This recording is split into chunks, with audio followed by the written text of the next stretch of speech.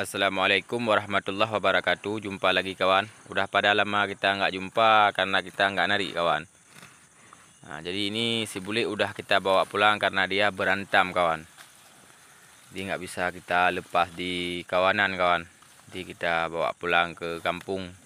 Ini lagi di kebun sawit punya kawan kita.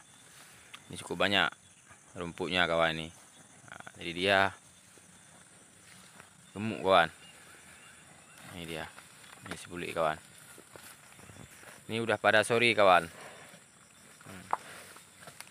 Karena ini kerbau narik jadi dia harus makan yang banyak kawan.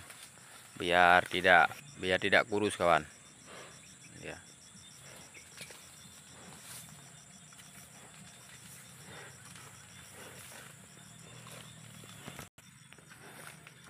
Nah, ini dia. Kita ikat kawan di kampung karena dia sendirian jadi dia nanti pergi kemana-mana jadi dia nggak makan.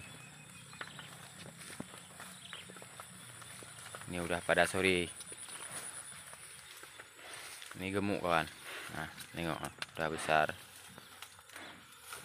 Lehernya pun udah terisi kawan. Nah, tanduknya udah pada mulai panjang. Nah, ini umurnya baru sekitar kurang lebih 4 tahun kawan.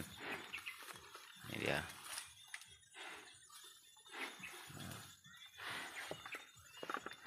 Ini udah pada kenyang kawan.